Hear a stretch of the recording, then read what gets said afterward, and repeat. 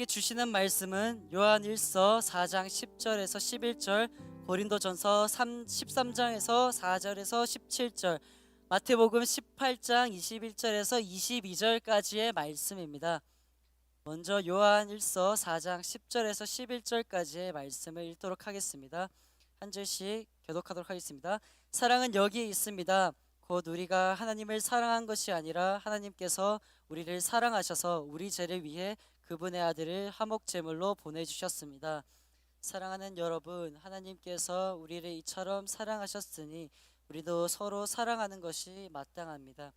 고린도전서 13장 4절에서 7절까지의 말씀 한 절씩 교독하도록 하겠습니다. 사랑은 오래 참고 친절하며, 사랑은 시기하지 않으며, 자랑하지 않으며, 교만하지 않으며, 자기 유익을 구하지 않으며, 성내지 않으며, 원한을 품지 않으며, 불의를 기뻐하지 않으며, 진리와 함께 기뻐하고, 모든 것을 덮어주고, 모든 것을 믿으며, 모든 것을 바라고, 모든 것을 견딥니다. 마지막으로 마태복음 18장 21절에서 22절까지의 말씀 한 절씩 교독하도록 하겠습니다. 그때 베드로가 예수께 와서 물었습니다. 주여, 제 형제가 제게 죄를 지으면 몇 번이나 용서해야 합니까? 7번까지 해야 합니까? 함께 읽도록 하겠습니다. 예수께서 대답하셨습니다. 내가 너희에게 말한다. 7번이라도 용서해야 한다. 이제 서멜 목사님께서 나오셔서 강고를 전해주신 후 가깝고도 먼 사랑, 가족이란 제목으로 말씀을 증거해 주시도록 하겠습니다. 먼저 오늘 가깝고도 먼 사랑, 가족이라는 제목으로 함께 말씀을 나누도록 하겠습니다. 지금은 프로그램이 없어졌지만 예전 그 케이블 채널에서 아이 콘택트라는 프로그램이 있었습니다. 여러분 한번 보셨나요? 못 보셨나요? 보신 분들도 있고 못 보신 분들도 있고 유튜브에서도 쉽게 찾아볼 수가 있습니다. 그 프로그램은 이 관계 회복이 필요한 사람들이 나와서 처음에는 아무 말 없이 이제 눈으로만 서로 대화를 하다가 나중에는 이제 대화를 이어가면서 엉킨 그 관계 문제를 해결해 가는 그런 프로그램입니다. 그 중에 인상 깊었던 그 시간들이 있었는데요. 그것은 어느 한 노부부가 나왔었습니다. 이 프로그램에 이제 의뢰한 사람은 이제 아내였습니다. 제 남편은 자신이 왜 이 프로그램에 나왔는지를 전혀 이해할 수도 없고 이유를 찾지도 못했습니다. 왜냐하면 이들은 2020년 세계 부부의 날에서 올해의 부부로 대상을 받은 그냥 중년 부부였기 때문입니다. 남편은 난독증이 있어서 최종 학력은 중졸이었고 세상에 할 수 있는 일은 본인 안에선 너무 없고 세상에 받아줄 수 있는 것이 없다고 생각해서 그저 그냥 술독에 빠진 사람이었습니다. 근데 그런 남자를 연민의 정을 느끼고 안타까워해서 결혼했어요. 근데 그 이후에 자기가 난독증이 있다고 이야기를 한 거예요. 그래서 아내는 너무나도 놀랬죠. 그러나 이 아내는 평강공주처럼 동화책을 읽어주며 단어나 문장을 녹음해서 남편에게 들려주었습니다. 그리고 단어와 문장을 직접 써서 읽게 하는 훈련도 시켰습니다. 아이면은 어떤 그런 성장하는 또 아이기 때문에 그렇게 하는 거지만 다 큰 성인 남편에게 한다는 것은 아내에게는 정말 쉽지 않은 일이었습니다. 그렇게 아내는 20년을 아내가 그렇게 헌신을 해서 남편은 난독증을 극복하고 남편의 인생이 바뀌었습니다. 그래서 남편은 그 성공한 인생, 바뀐 인생을 주제로 강의도 나가고 또 작은 사업에도 성공하게 되었습니다. 그런 그에게 아내가 아이 컨택트를 의뢰하고 막이 거치면서 아내가 남편에게 아이 컨택트 후 첫 마디가 이거였습니다. 나 이혼하고 싶어 라는 말을 남편에게 꺼내게 되었습니다. 그 말을 들은 남편은 너무나도 청천벽력 같은 말이었습니다. 너무나도 놀라서 한동안 말을 잃었습니다.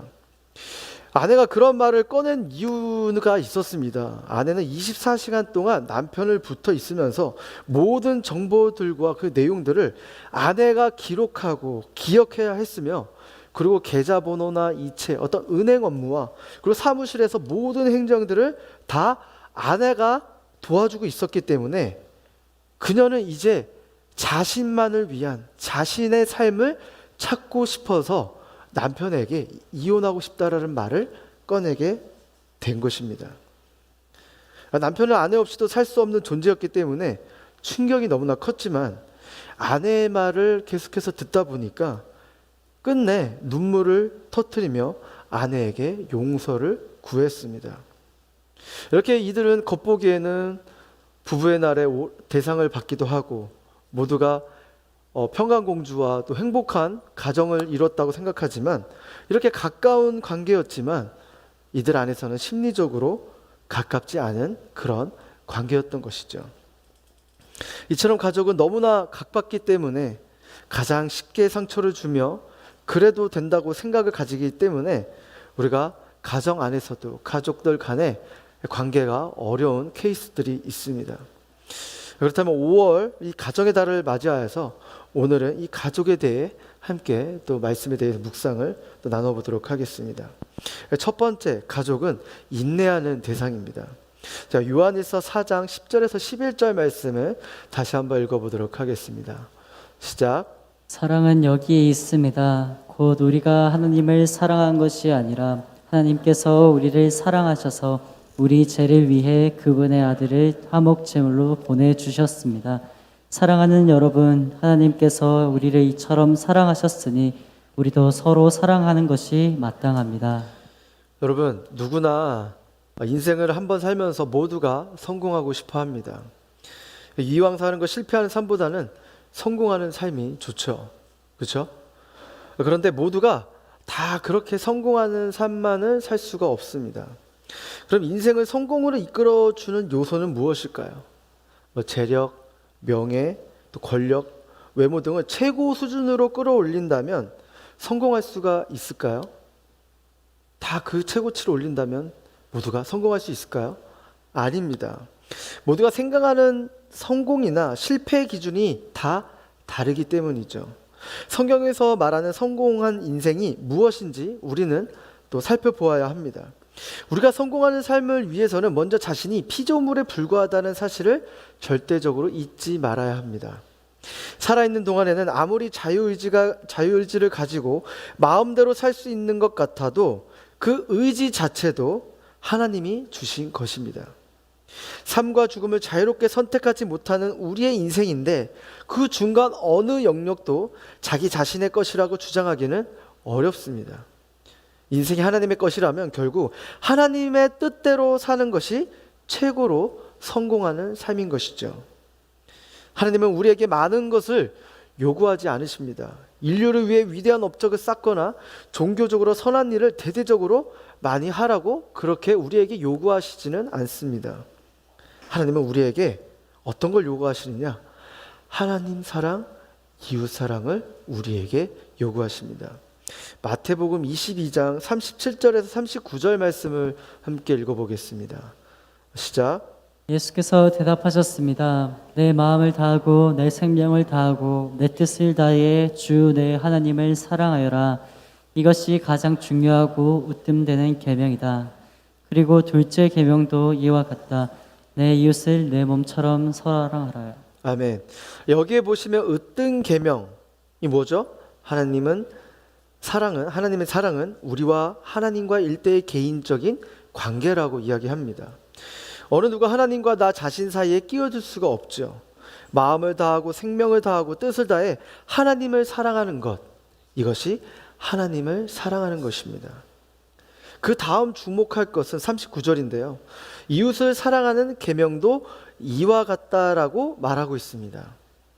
이와 같다라는 것은 무슨 뜻일까요? 그것은 바로 으뜸 계명입니다. 하나님을 사랑하듯 내 이웃을 내 몸처럼 사랑하라라고 말씀하신 것입니다. 여러분, 우리가 하나님과 개인적인 사랑을 일일이 확인할 수는 없지만 이웃 사랑이라는 것은 가시적으로 입증돼야 하는 것을 나타내고 있는 것이죠. 하나님을 진정으로 사랑한다면 이웃을 그렇게 사랑해야 한다는 것을 의미하고 있는 것입니다. 아마 그 이유도 저번 주에 말씀드렸습니다. 바로 우리는 돕는 사람으로서 우리를 만드셨기 때문입니다. 하나님은 인간을 반드시 서로 사랑해야 하는 존재로 창조하셨습니다. 돕는 사람은 아담과 하와의 개념 차원을 넘어 모든 인간관계에 해당된다고 저번 주에 말씀드렸습니다. 서로 돕는 관계를 통해 하나님의 이름과 영광이 드러나는 것이 하나님의 창조의 뜻이라고 말씀드렸죠. 하나님의 형상을 닮은 사람들끼리 서로 도와 이 땅에서도 그런 사랑의 공동체를 세워가야 한다는 것이 하나님의 창조의 뜻인 것입니다. 여러분, 제가 들어오기 전까지는 에덴 동산이 그랬습니다. 그러나 제가 들어오고 나서 이 완전한 사랑에 금이 가기 시작했습니다. 그래서 우리는 이 사랑을 회복해야 할 필요가 있습니다. 이 사랑이 중요한 이유는 인간이 행복이 사랑으로 결정되기 때문에 이 사랑을 얼마나 주고받느냐에 따라 우리의 삶은 너무나도 달라지기 때문이죠. 그렇다면 여러분, 사랑의 본질은 무엇이라고 생각하시나요? 열심히 좋아하고 만나기만 하면 기쁘고 즐거운 현상일까요? 그래서 안 보면 보고 싶고 상대가 원하는 것은 무엇이든지 구해주고 수고를 아끼지 않는 것이 사랑의 본질일까요? 물론 그것도 사랑입니다. 사랑하기 때문에 그런 에너지가 생기는 것이죠. 그러나 그러한 것은 사랑의 본질이라기보다는 사랑이 겉으로 드러난 결과적 모습이라고 말할 수가 있습니다. 여러분들 한번 연애초를 한번 생각을 해보세요. 바쁜데도 불구하고 한두 시간 통화하고 얼굴만 보러 먼 곳까지 또 잠깐 다녀오기도 합니다. 그렇게 돈과 시간을 아끼지 않고 전력 질주하며 상대방과 교제하려고 합니다. 그런데 우리는 그러한 모습을 사랑의 본질이라고 우리는 이야기하지 않습니다. 시간이 지나 그렇게 행동하지 않으면 사랑의 본질 자체가 흔들린 것일까요? 그렇게만 볼 수가 없는 것이죠. 여러분, 그러면 사랑의 본질은 관심이며 그것이 행동으로 옮겨 이웃을 섬기는 데까지 가야 되는 것이 사랑의 본질인 것입니다. 그런데 이 관심은 오래 참음과도 관계가 있습니다. 우리 고린도전서 13장 4절에서 7절 말씀을 함께 읽어보도록 하겠습니다. 시작. 사랑은 오래 참고 친절하며 사랑은 시기하지 않으며 자랑하지 않으며 교만하지 않으며 무례하지 않으며 자기 유익을 구하지 않으며 성내지 않으며 원한을 품지 않으며 불의를 기뻐하지 않으며 진리와 함께 기뻐하고 모든 것을 덮어주고 모든 것을 믿으며 모든 것을 바라고 모든 것을 견딥니다. 네, 이 구절에서 보시면 오래 참는다는 단어로 시작해서 마지막 모든 것을 덮어주고 모든 것을 견딥니다라고 마치고 있습니다. 총 15가지 행동 중 하지 말아야 할 행동들이 8개나 됩니다. 부정적인 내용이 이 구절 안에서는 절반이 넘습니다. 또 긍정적 내용 7가지 행동 중에는 참는 것 그 셋을 빼면 4개인데 그 중에 모든 것이라는 수식어가 붙은 것이 믿는 것과 바라는 것 이 2가지 뿐입니다. 여러분 한번 생각해 보세요. 믿는 것과 바라는 것을 이루려면 당연히 오래 참아야 합니다. 상대방의 그 이해가 되지 않는 것까지 믿어지려면 오래 견뎌야 하며 바랄 수 없는 것에 대한 소망도 계속 유지하려면 오래 참아야 하는 것입니다. 불의와 거짓이 가득한 세상에서 진리와 함께 기뻐하려면 모든 죄악과 시험을 참고 이겨내야 하는 것입니다. 그래서 우리가 인내해야 하는 대상은 사랑하는 대상인 것입니다. 어떤 허물과 잘못이 있어도 참아야 하며 아니 바로 그런 결점 때문에 더 사랑할 수 있어야 하는 것이죠. 나아가 그 사람이 그런 허물과 잘못을 하게 된 환경, 배경, 갈등에 대해서도 진리를 견고히 붙들고 참을 줄 알아야 하는 것입니다.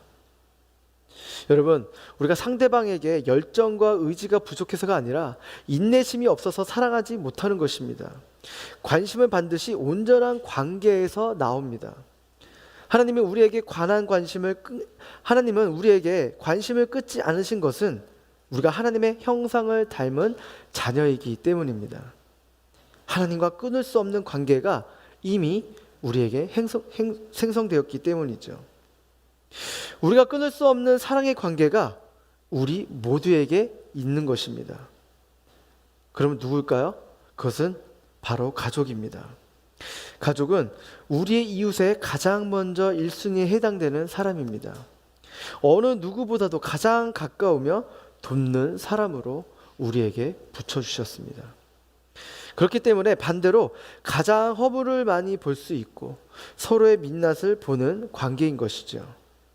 그렇게 오래 보고 함께 살았는데도 불구하고 이해되지 않는 것들이 여전히 존재하며 여전히 사랑이 필요한 대상, 또한 원수 같은 대상이기도 합니다. 여러분, 100m에서 사람을 볼 때와 1m에서 사람을 볼 때 또 많은 허점이 보이는 것처럼 가족은 허물과 단점, 또 결점들이 너무나 서로에게 노출되어 있고 또 쉽게 감정을 소비하는 대상이기 때문에 서로에게 쉽게 상처를 주고받는 관계입니다. 그러나 그런 허물과 잘못을 하게 된 배경, 환경, 갈등에 대해서도 주님의 사랑으로 붙들고 우리는 참아야 하는 것입니다. 제가 어린 시절 가정에서 자랐을 때 어떤 느낌을 받았냐면은 자라면서 아프면 좀 안 된다라는 그런 느낌을 받고 자랐습니다. 저는 그게 당연하게 자라서 잘 몰랐는데 다른 가정을 보면서 자식이 아플 때 엄마가 이제 아픈 자식에게 많은 관심과 사랑을 보이는 것을 발견하게 되었습니다. 저는 아프면 어머님께는 케어는 받았지만 관심과 사랑을 받는다는 느낌을 그렇게 받지 못하고 자랐습니다. 여러분, 사람은 먹다가 또 체할 수가 있잖아요. 그렇죠? 제가 청소년기 시절에 체한 적이 몇 번 있었는데요. 그래서 체해가지고 너무 심하게 체해서 잠을 잘 못 이루고 있어서 이제 어머니한테 이제 울면서 손을 따달라고 하면 어머니는 이제 짜증을 내면서 제 손을 따주셨습니다. 그뿐만 아니라 제가 아파서 어머니께 가면 대부분 저에게 돌아오는 거는 어떤 관심과 사랑보다도 짜증이 돌아온다는 느낌을 받아서 제가 웬만한 아프면은 이젠 어머니한테는 가진 않고 스스로 해결하는 그런 습관들이 생겼습니다. 그래서 자라면서 엄마는 왜 아픈 자식에게 그런 모습을 보이는 것일까 하며 은근히 제 안에서도 상처로 남게 되었죠. 그러다 어느 날 어머니와 깊은 이야기를 하게 되었는데 왜 그녀의 그런 행동이 있었고 아플 때 저에게 짜증을 냈는지를 이해하게 되었습니다. 저희 어머니는 2남 5녀 중 넷째로 태어나셨습니다.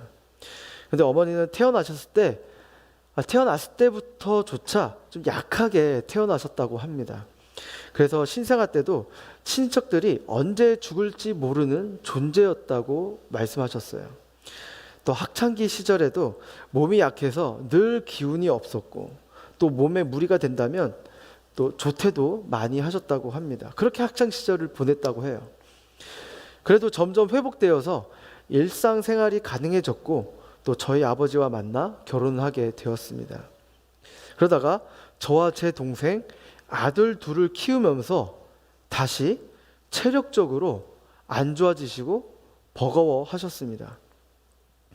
저도 아들 하나를 키워보니 정말 아들 둘은 정말 쉽지 않을 것 같아요. 저도 저 아들 혼자 하나만 해도 저도 너무 헉헉대는데 그래서 길거리를 지나가다가 아들 둘이나 셋을 키우는 어머니를 보면 너무나도 존경스러울 정도로 그만큼 아들 둘과 셋 이렇게 아들만 키우는 집안의 어머니는 정말로 대단한 정도입니다. 아무튼 그렇게 어머니는 본인의 체력과 건강, 이 컨디션이 받쳐주지 않으니 자식이 아플 때 그에게도 받아줄 여유가 없었고 너무나 힘에 부쳐 짜증 섞인 케어가 있었다는 것을 저는 나중에 어머니의 이야기를 통해서 깨닫게 되었습니다. 그렇게 제가 그녀의 성장 배경을 알고 난 후 어머니의 행동이 이해가 됐으며 또 용서가 됐으며 어머니의 짜증 섞인 부분도 그 이후에 어쨌든 데미지는 계속 있었지만 그래도 이해하려고 노력을 했습니다. 그런 성장 배경들 때문에 그녀를 더 사랑하게 되고 그녀를 더 위하고 이해할 수가 있었습니다. 사랑하는 여러분, 모든 가정에는 반드시 살아가면서 관계 이슈가 있습니다. 가장 행복할 때는 가정의 행복이고 가장 불행할 때는 가정의 불화입니다. 그렇듯이 여러분들 가정 안에서 이러한 관계 문제가 생겼을 때 여러분들 상대방을 이해하고 또 오래 참고 덮어주고 견뎌주며 참으시길 바랍니다. 다시 말씀드리지만 참는다는 의미는 그저 자신의 감정으로 나의 화를 참으라는 것이 아닙니다. 하나님께서 우리에게 지속적인 관심을 보이시고 하나님을 떠난 삶에서 다시 돌아오기를 인내하시며 우리가 다시 하나님과 온전한 사랑을 이루기까지 기다리는 그 인내, 그 참음인 것입니다.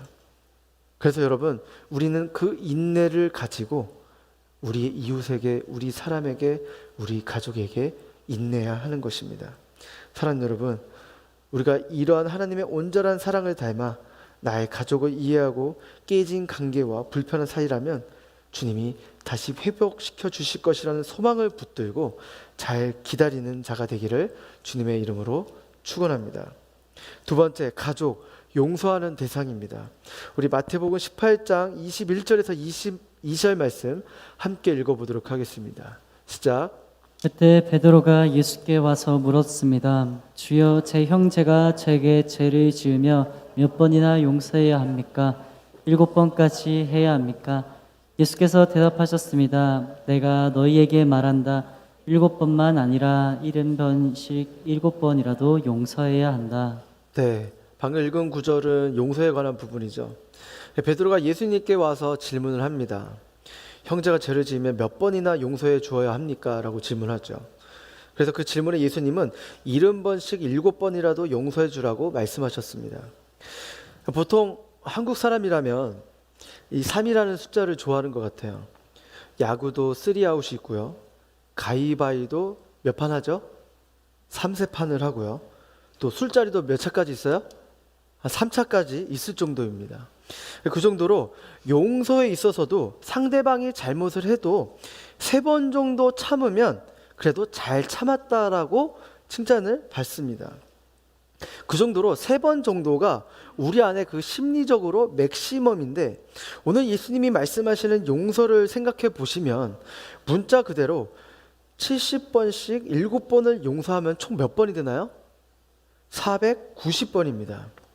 여러분, 490번을 참는다는 것은 인간으로서는 도저히 불가능한 횟수입니다.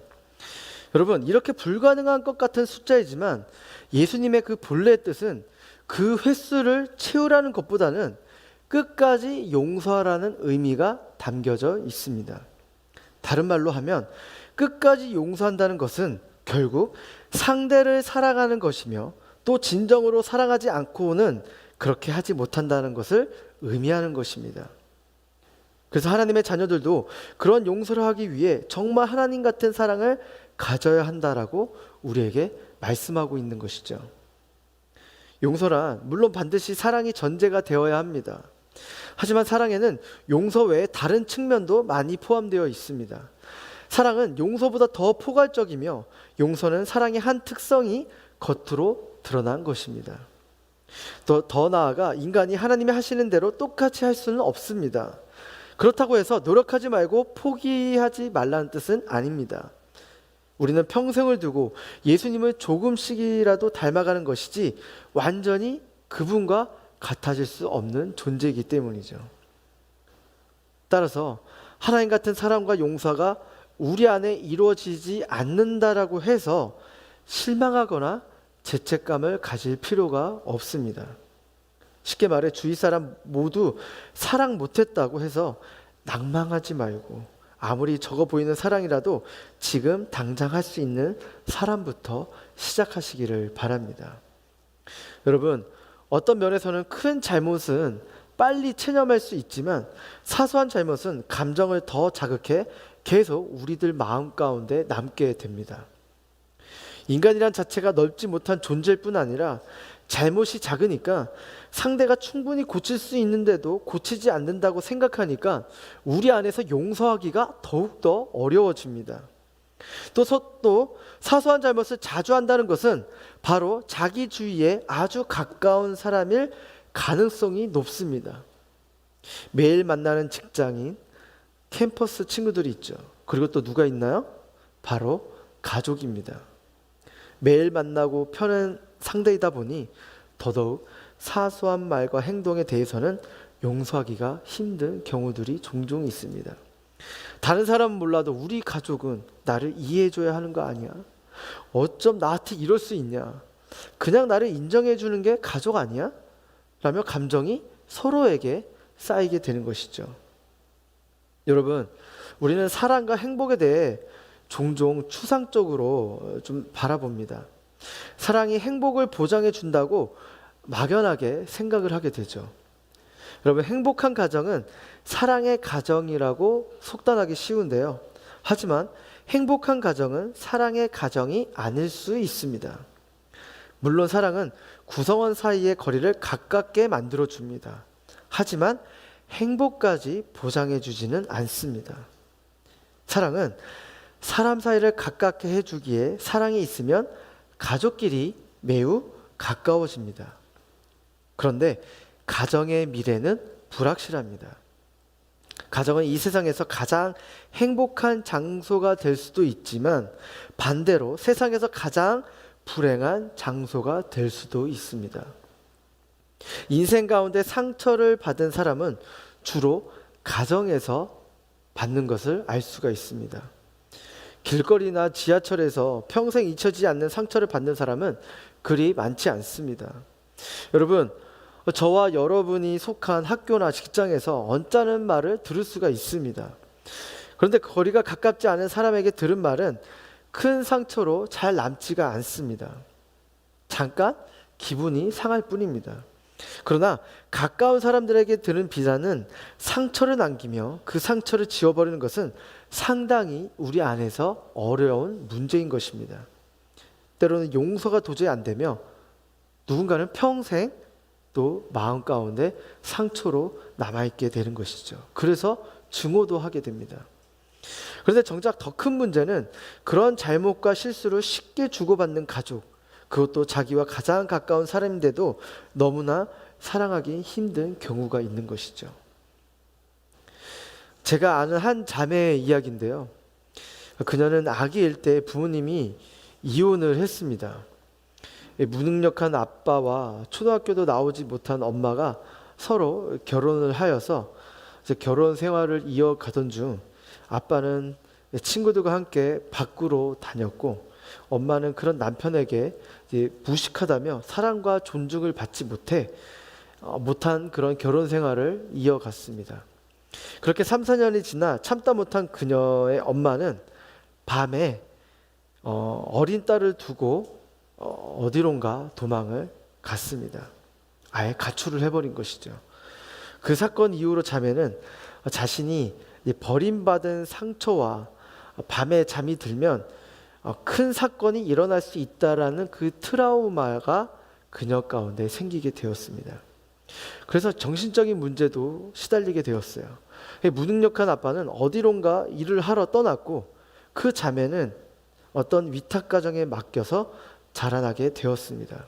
그런데 그 자매는 위탁가정에서도 한동안 밤에 잠을 잘 이루지 못했고 울면서 자고 있는 그 위탁가족들을 확인했어요. 밤이 되면 자는 게 다 보통이잖아요. 그런데 어느 순간 갑자기 이 자매가 깨서 울면서 그 위탁가정의 방문들을 여는 거예요. 가족이 있나 없나 그것들을 확인하는 것이죠. 그리고 또 어린 나이였지만 새로운 가족에 들어가서 산다는 것은 너무나도 그녀 안에서 적응해야 되는 그 불안감과 또 그 에너지가 너무나도 좀 피로함을 느끼고 살았습니다. 하지만 그 위탁 가정은 그 자매님을 사랑으로 잘 보살폈고, 시간이 흘러 그 자매님은 밤에도 잘 잤고, 그리고 혼자 집에 있어서도 불안함을 느끼지 않을 정도로 마음의 상처가 잘 치유되고 있었다고 합니다. 그리고 위탁 가정의 어머니께서 또 신앙으로 훈련을 시키셨고, 도망친 엄마도 나중에는 성인이 되어서 연결해서 연락을 주고받게 또 연결도 시켰다고 합니다. 그래서 제가 그 이야기를 듣고 자매님께 친엄마까지 연락을 할 수 있는 용기는 어떻게 생겼습니까? 라고 질문하자 그 자매님은 위탁가정의 어머님께서 친엄마를 용서하지 않으면 하나님과의 관계가 온전히 회복되지 않는다.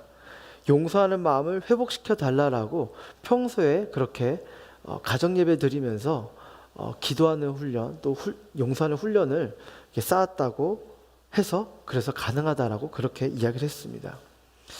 그렇습니다, 여러분. 용서란 바로 잃어버린 사랑을 회복하는 것입니다. 용서는 다른 것이 아니죠. 상대를 절대 포기하지 않겠다는 것이 바로 용서인 것입니다. 그래서 70번씩 7번이라도 용서를 하면서 그 과정 가운데 포기하지 말고 지속적인 관심을 갖는 것이 용서인 것입니다. 여러분, 사랑의 본질은 전혀 다른 것이 아닙니다. 한마디로 상대에 대한 지속적인 관심입니다. 상대를 미워한다는 것은 여전히 그 사람을 사랑하고 있다는 증거입니다. 우리는 길거리 가다가 아무나 미워하지 않습니다. 우리가 미워하는 사람은 대개 내가 사랑하기를 원하거나 내가 사랑받기를 원하는 대상인 것이죠. 내가 사랑했으나 내 사랑이 거부됐을 때, 또는 내가 그의 사랑을 받기 원했으나 그가 다른 사람을 더 사랑할 때 내 속에서 일어나는 증오이며 미움인 것입니다. 그래서 사랑의 반대말은 무관심인 것입니다. 사랑하는 여러분, 나의 가까운 사람과 관계가 틀어져 있다면 여러분 이제는 용서하시기를 바랍니다. 하나님이 우리에게 지속적인 관심을 가지고 지금도 우리의 죄를 용서하시고 계십니다. 얼마나 많은 죄를 우리는 짓고 있습니까? 생각으로, 눈으로, 귀로, 말로, 행동으로 우리는 수시로 지금 계속해서 죄를 짓고 있습니다. 그러나 하나님은 어떠세요? 우리를 지금도 용서하시며 절대로 포기하지 않으신 것처럼 우리를 위해 계속 기다리시고 인내하시며 잃어버린 백성들이 다시 하나님께로 돌아오기를 지금도 참고 인내하시며 기다리고 계신 분이십니다. 사랑하는 여러분, 고 하영조 목사님께서는 가정에 대해 이렇게 말씀하셨습니다. 행복한 가정, 복된 가정의 비밀은 문제가 없는 데 있는 것이 아니라 가정의 소중함을 생각하고 기도하며 문제를 극복하고 뛰어넘는 데 있습니다라고 말씀하셨습니다. 여러분, 그렇습니다. 가정 가운데 문제는 반드시 존재합니다. 그러나 하나님이 세워주신 그 가정의 소중함을 잃지 않는 것이 더욱더 중요합니다. 그리고 우리가 기도하며 가정 안의 문제들을 극복하고 뛰어넘기를 주님의 이름으로 축원합니다. 우리의 열정과 노력과 의지가 아니라 하나님이 포기하지 않는 그 사랑으로 우리의 가정이 다시 회복하고 사랑이 넘치는 그러한 가정이 모두에게 있기를 주님의 이름으로 축원합니다. 우리가 이 시간 함께 찬양하며 함께 우리가 기도하며 나아가기 원하는데요. 여전히 우리는 연약하고 실수하고 또 상대방을 향해서 증오하고 상처를 주는 그런 연약한 존재입니다. 그러나 하나님은 여전히 우리를 사랑하시고 우리를 기다리시는 그 하나님의 사랑을 닮아 우리가 가족에게, 나의 이웃에게 같이 기다리며 용서하며 나아가기를 고백한다는 의미로 이 시간 함께 찬양하며 나아가겠습니다.